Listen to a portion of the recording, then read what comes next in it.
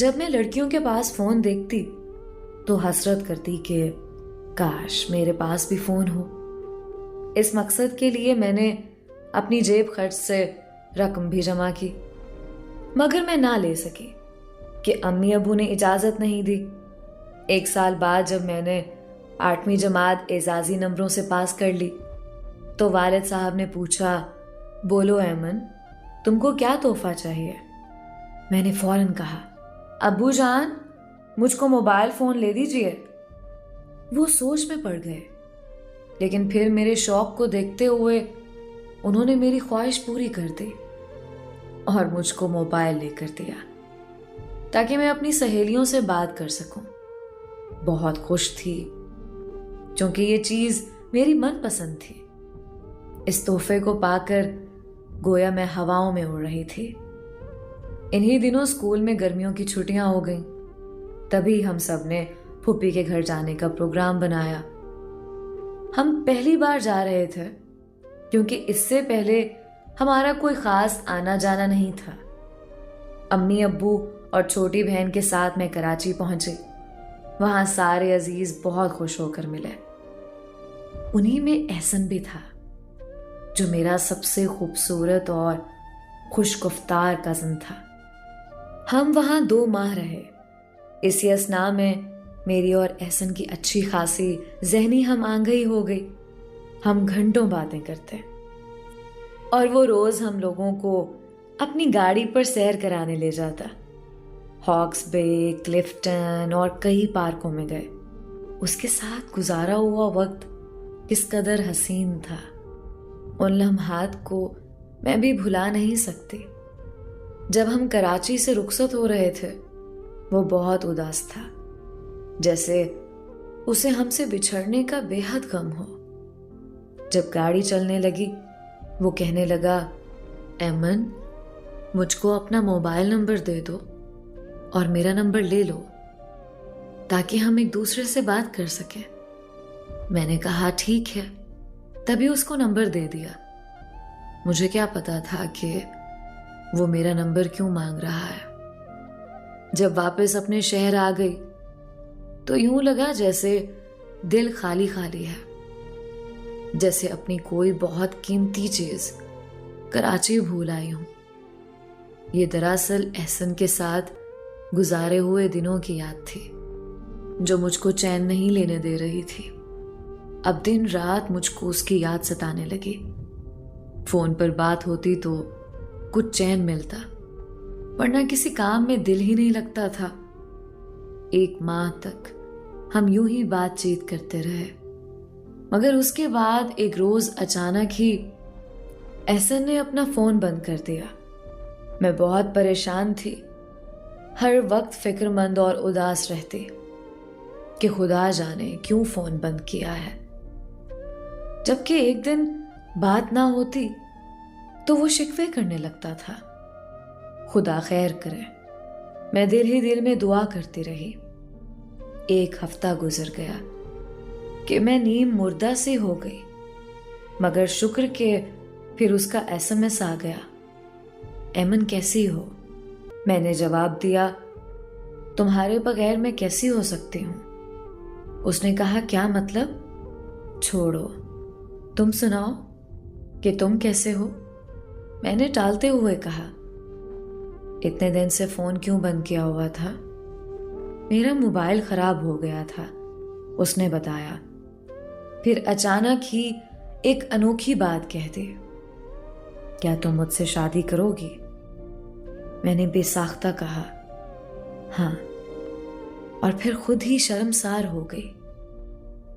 ایمن یہ دن میں نے کیسے گزارے کیا بتاؤں، میں بھی تمہارے بغیر نہیں رہ سکتا۔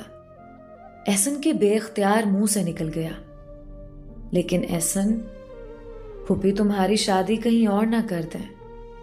تبھی اس نے کہا، ہاں ایمن، گھر والے میرا رشتہ کہیں اور کرنا چاہتے ہیں، لیکن تم فکر نہ کرنا، میں شادی صرف تم سے ہی کروں گا۔ میں نے اس کی باتوں پر یقین کر لیا۔ دھیرے دھیرے اس کا خیال میرے دل میں گھر کرتا گیا۔ پھر یہ حال ہوا کہ जिस रोज उससे बात ना होती खूब रोती, ना खाती और ना कुछ पीती, बस सिसकती ही रहती। मैं उसके लिए जान तक देने का सोचने लगी। अक्सर उससे बस एक ही सवाल करती, एहसन हमारी शादी कब होगी? क्या तुमने फूफी से मेरे बारे में कुछ कहा? वो कहता, कह दूंगा, पहले तुम तालीम तो मुकम्मल कर लो, और मैं भी तालीम मुकम्मल करके जॉब पर लग जाऊंगा। कर्ज इस तरह की बातों में 1 साल गुजर गया। इस बार स्कूल में 10 दिनों की छुट्टियां हो गईं, तो मैंने फौरन फूफी के घर जाने का प्रोग्राम बना लिया और अम्मी से जिद करके वहां जाकर ही दम लिया। वहां पहुंचकर मुझे एक बहुत ही बड़ी खबर सुनने को मिली कि एहसन की शादी अचानक ही अपनी खालाजाद से हो गई है। अम्मी ने पूछा, हमें बुलाया क्यों नहीं?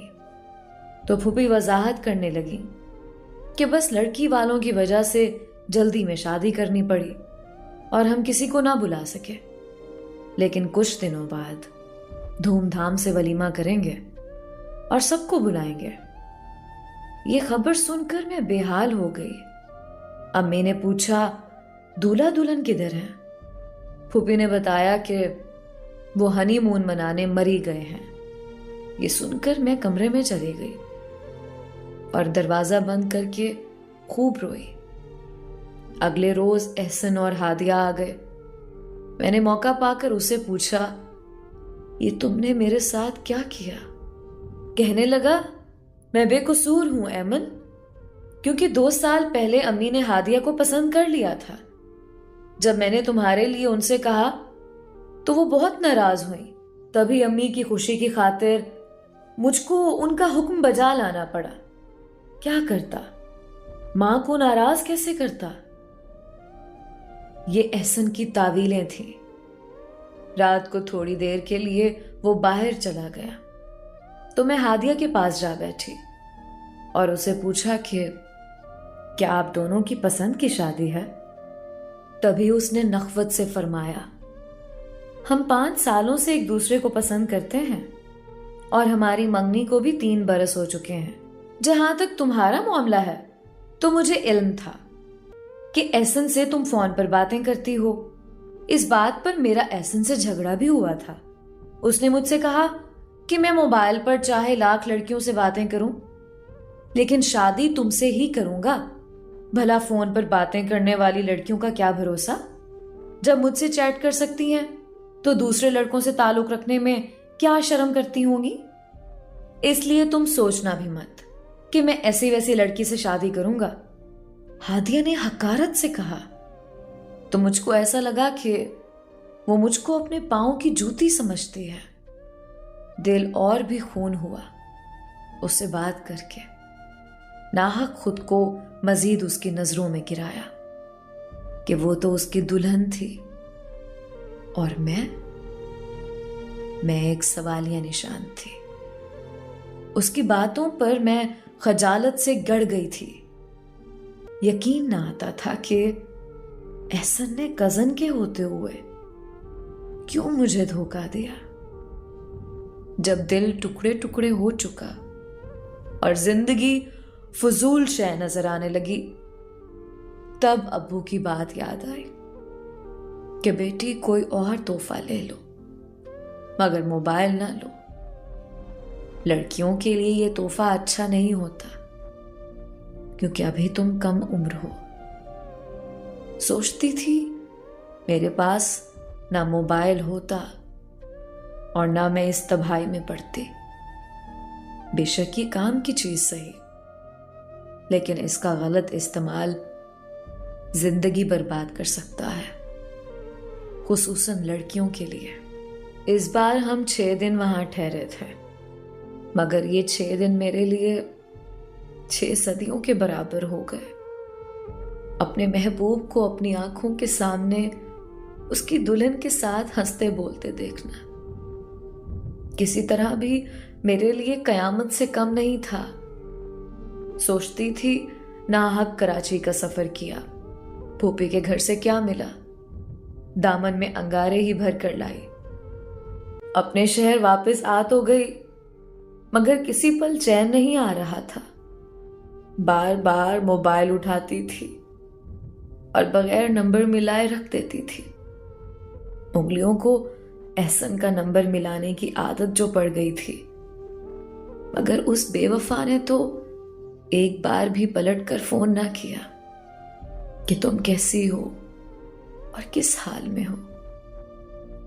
جو کسی سے پیار نہیں کرتے وہ اس کا خیال بھی نہیں کرتے۔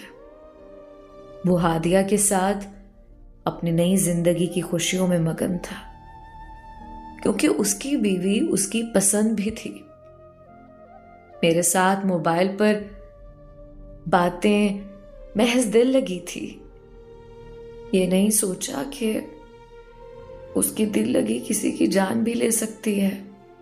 جس شخص سے دھوکے کی توقع نہ تھی اس نے دھوکہ دے دیا۔ اب تو دوستی کے لفظ سے بھی مجھ کو خوف سا آنے لگا تھا۔ جبکہ دل کی ایسی کیفیت ہو تو انسان کو اس وقت سب سے زیادہ دوست کی ہی ضرورت ہوتی ہے۔ میں نے دوستی سے احتیاط برتی، پھر بھی ایک لڑکی سے دوستی ہو گئی جس کا نام بانو تھا، اور وہ ہمارے برابر والے مکان میں آ کر سکونت پذیر تھی، جو عرصے سے خالی پڑا تھا۔ پہلے یہ لوگ گاؤں میں رہا کرتے تھے، مگر پنڈی آنا جانا رہتا تھا۔ بانو کے 3 بھائی تھے اور وہ ان کی اکلوتی بہن تھی۔ شروع میں وہ کم آتی جاتی، مجھ کو بہت دل گرفتہ پایا تو زیادہ آنے جانے لگی۔ کچھ لوگوں کو خدا کی طرف سے کسی کی غم گساری کرنے کا ملکہ حاصل ہوتا ہے۔ بانو بھی انہی لوگوں میں سے تھی۔ اس نے نہایت توجہ اور طریقے سے میرے دل کو اپنی گرفت میں لے لیا، اور میں نے اس کو اپنا غم گسار ہی نہیں رازدار بھی بنا لیا۔ اس نے مجھ کو تسلی دی اور پیار دیا تو دل سے منو بوجھ ہلکا ہو گیا۔ اس کے ساتھ وقت کٹنے لگا۔ جب وہ آ جاتی تو میں بے وفا احسن کی باتیں کرتی، یادیں دہرا لیتی تو مجھے سکون مل جاتا۔ پہلے تو مجھے صرف اپنا دکھ ہی سب سے گراں لگتا تھا۔ کسی اور کو بھی کوئی دکھ ہوگا یہ جاننے کی صحیح نہ کی، لیکن جب بانو سے خوب قربت ہو گئی تو ایک روز اسے رنجیدہ پا کر میں نے توجہ کی اور پوچھا، بانو تم بھی چپ رہتی ہو، بتاؤ تو صحیح تمہیں کیا دکھ ہے؟ پہلے تو اس نے ٹالنا چاہا، مگر میرے اصرار پر بتایا، جن دنوں میں اسکول میں پڑھتی تھی اکرام بھی ساتھ پڑھتا تھا۔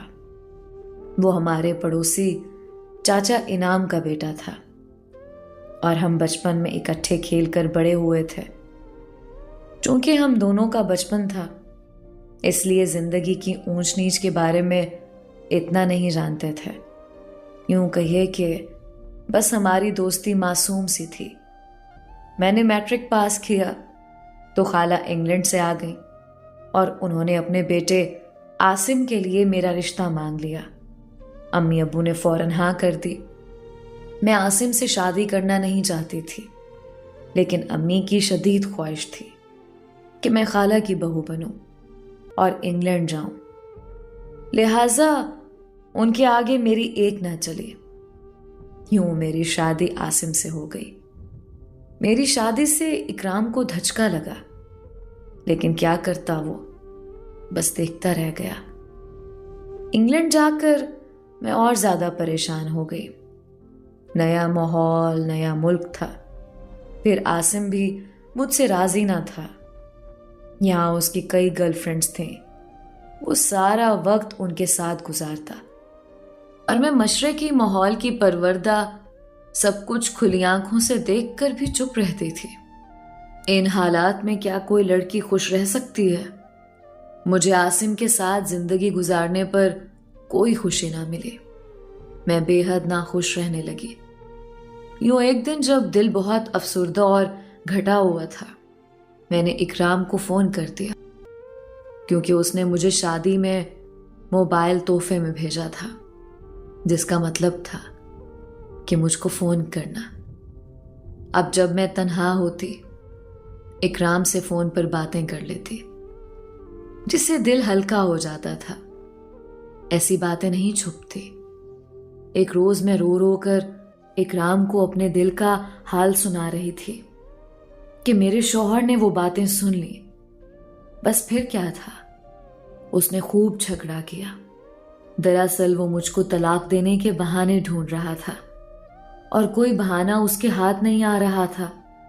میں اس کی ماں کی پسند تھی اور خالہ مجھے بیاہ کر لائی تھی۔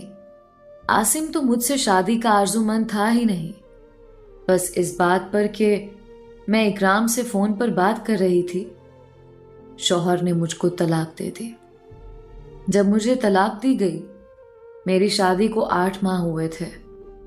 انہوں نے مجھے پاکستان بھیج دیا۔ جب طلاق کی وجہ بتائی گئی تو میرے والدین بھی چپ ہو گئے۔ وہ کیا کرتے؟ طلاق کی وجہ سے ہر کوئی افسردہ تھا، اور کوئی خوش تھا تو وہ اکرام تھا۔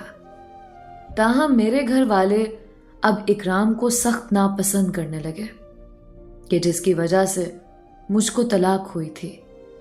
اکرام میں ایک بہت بڑی خرابی تھی کہ اس کو میری عزت کی کوئی پرواہ نہ تھی۔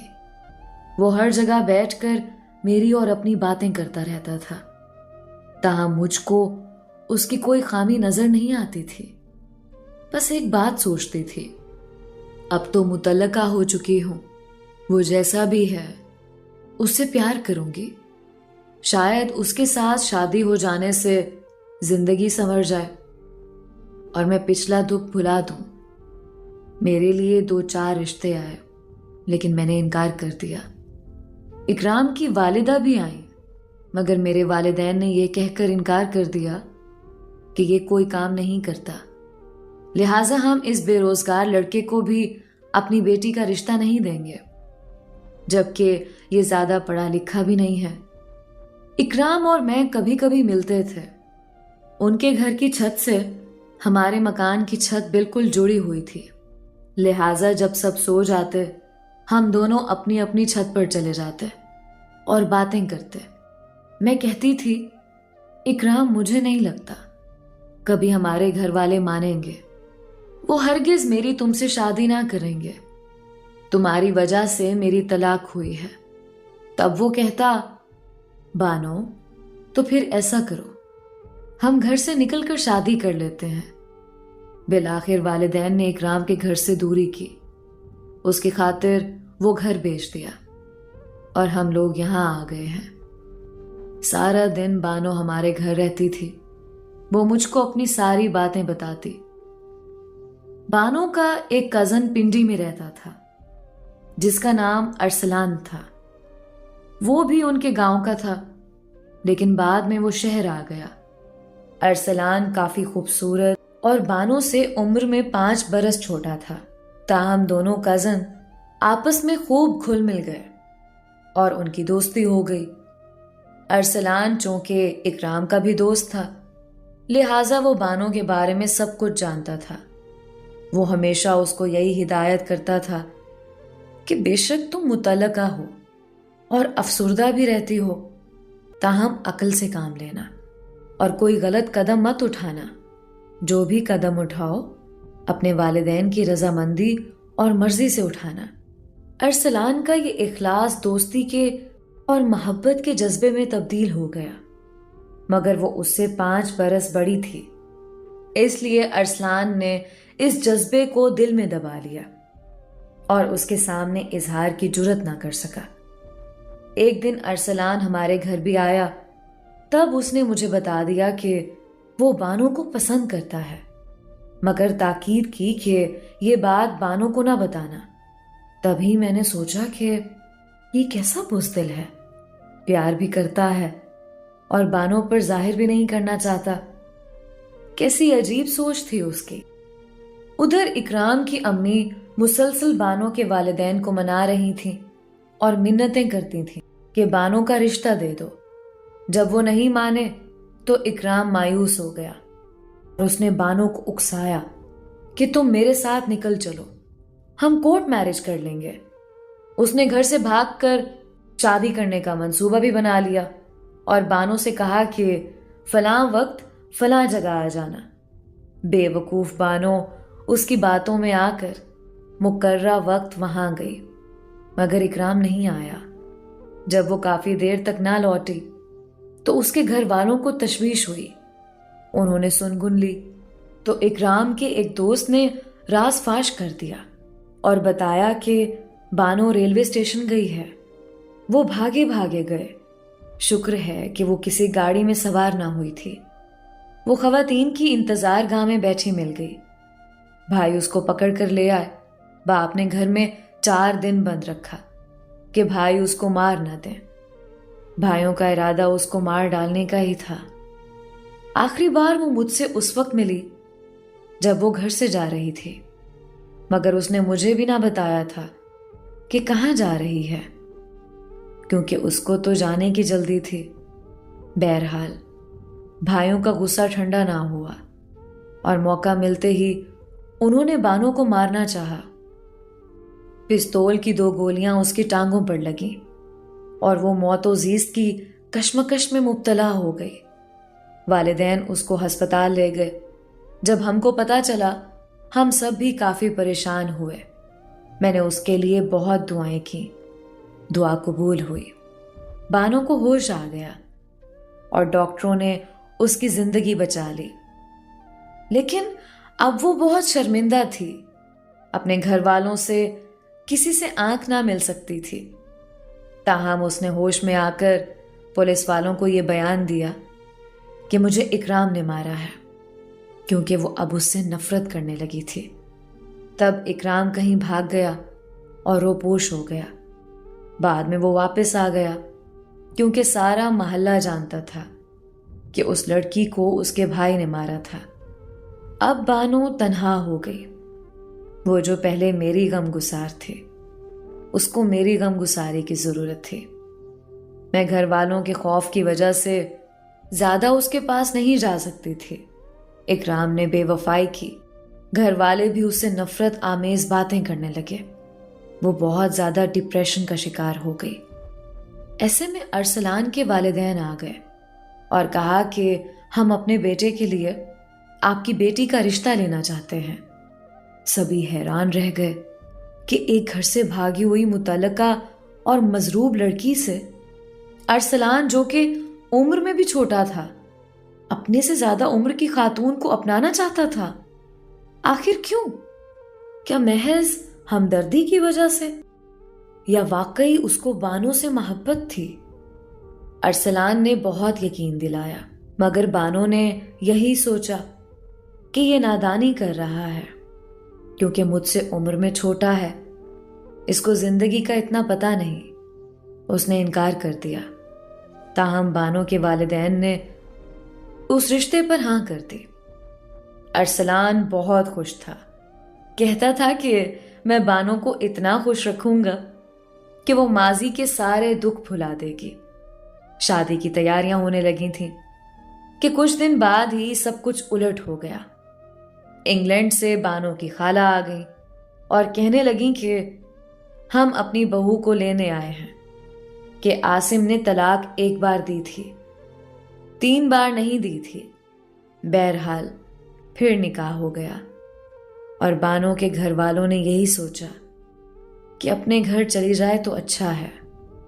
لڑکی پر 1 بار گھر سے بھاگی ہوئی کا لیبل لگ جائے تو لڑکی کے اس جرم کو کوئی معاف نہیں کرتا۔ بانو کو واپس بھیجنے کی تیاریاں ہونے لگیں تو وہ کافی پریشان تھی۔ ارسلان بھی بے حد افسردہ تھا۔ وہ میرے گھر آئے تو کہنے لگی میں اپنے سے زیادہ ارسلان کے لیے دکھی ہوں، کیونکہ وہ بے حد پریشان ہے۔ کہتا ہے تم مجھ سے کتنی دور چلی جاؤ گی۔ اے کاش تمہاری خالہ نہ آتی اور ہماری شادی ہو جاتی۔ بانو کے جانے سے پہلے ارسلان نے اس کو موبائل لا کر دیا کہ مجھ سے کبھی کبھی باتیں کر لیا کرنا، لیکن بانو نے یہ کہہ کر قبول نہیں کیا کہ موبائل ایک ایسا تحفہ ہے جس سے اکثر لڑکیوں کی زندگی برباد ہو جاتی ہے۔ بس اگر کسی لڑکی سے سچا پیار ہے تو اس کی عزت بھی بہت عزیز ہونی چاہیے کہ وہ آپ کی وجہ سے معاشرے میں بدنام نہ ہو۔ بانو چلی گئی اور میں آج بھی سوچتی ہوں کہ اس کا غم مجھ سے بڑا تھا، لیکن وہ مجھ سے زیادہ حوصلے والی تھی۔ دعا کرتی ہوں میری دوست بانو جہاں بھی ہو خوش ہو۔